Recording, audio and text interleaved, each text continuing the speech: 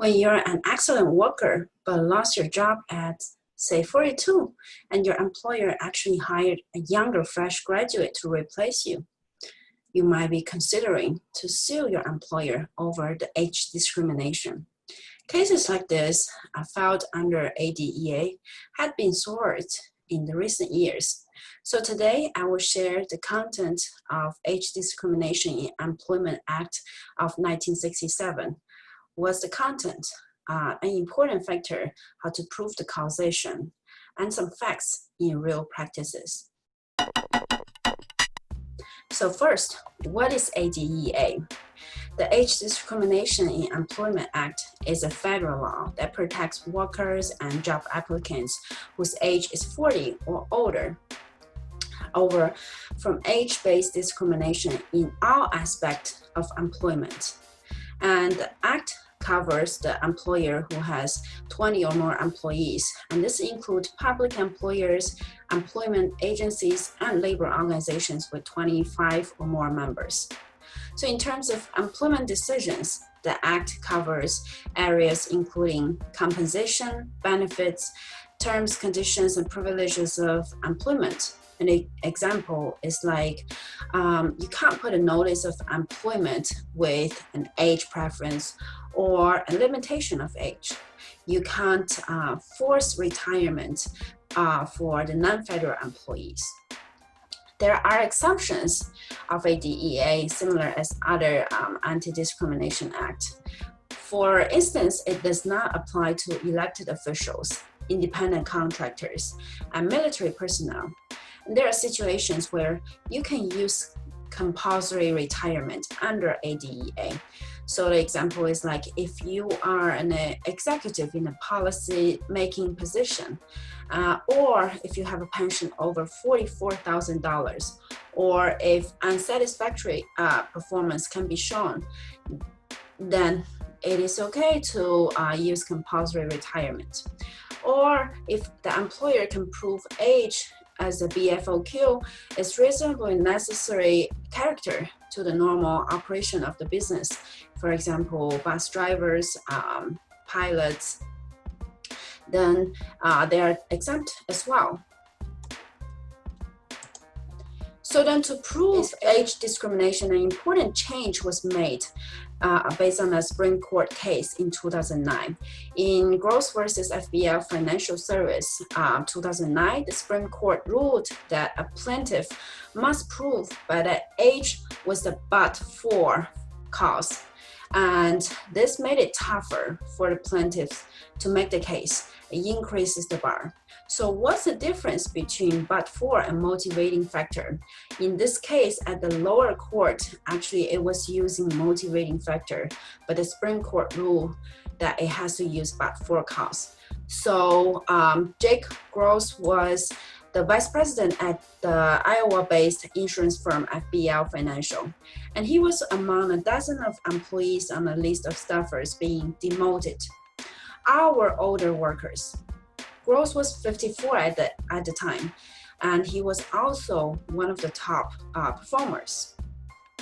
Gross sued the company for age discrimination, and in the lower case, he won the case because at the lower district court, the jury was instructed to enter the verdict for Gross if he proved that he was demoted and his age was a motivating factor in the demotion decision. So as long as you can prove that age was one of the motivating factor in the demotion decision, it played a part in the demotion, then the practice violated ADEA.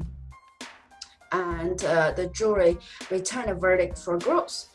So a note here that ADEA is the only discrimination law that allows jury trial. However, the decisions shift at the Supreme Court decision.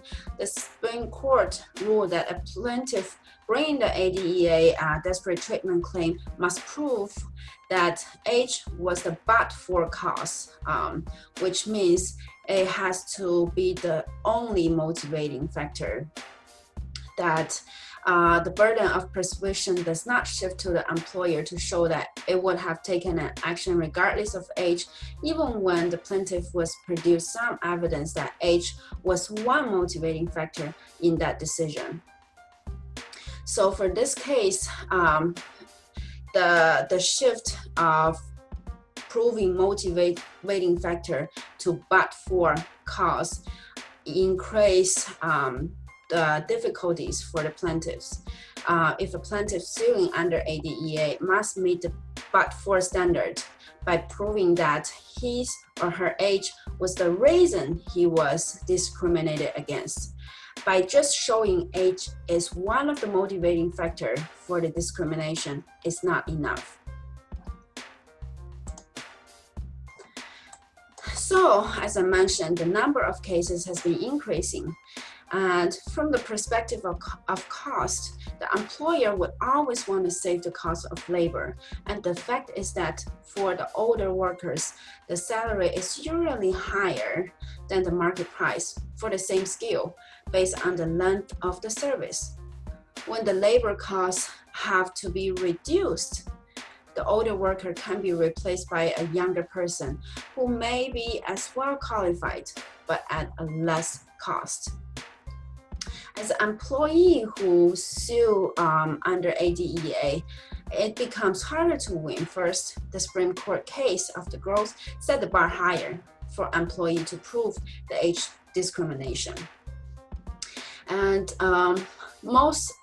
currently, most of the cases are primarily about termination. But if you think that discrimination in hiring is probably as common, but it's harder, even harder to prove. And also, in addition, a lot of evaluations in the company are not that objective. The subjective evaluations, such as personality traits, to be used to measure performance, make it harder to prove the age discrimination and to bring the lawsuits filed with EEOC. And a note again that age discrimination does not require that individual replacing the older worker be younger than 40 years. So if you are 65 and you're replaced by a person who's 60 years old, it can be considered as age discrimination as well. In addition, most of the employment relationship is employment at will. As long as the employer can make the following cases, they have a valid defense to ADEA claims. Example is like if the employer enforce the waivers of age discrimination claims made without EEOC or court approval, if the waiver is knowing or voluntary. Or if the employer has a valid arbitration agreement between the employer and employee covering the dispute, and it's subjective to compulsory arbitration and no court action can be brought. Or if employer discharge or discipline an employee for good cause, regardless of the age. Or if employer take the action based on the reasonable factor other than age. Also, the employer can make the case on bona fide occupational qualification, seniority system, employee benefits, or early retirement plans, or if they provide a voluntary early retirement incentives. So nowadays, as an employee, with this rapid change in the workforce, you need to be a lifelong learner. You have to be updated and keep up with the new skills, especially with the technology. So keep young. And from the employer's perspective, you also need to be careful to avoid the legal problems. You need to be more aware when you make the employment decisions. For instance, during the interviews, questions like, when did you get your degree? When are you planning to retire? Are not supposed to be asked because they are the clue to identify age. And when you make other decisions such as promotion, layoffs, downsizing, you have to use clear criteria. This criteria has to be objective and consistent. You have to prove it's based on ability, not age. And training is also very necessary on age discrimination laws, especially for supervisory employees. So have you experienced age discrimination? What do you think? Leave your comments below.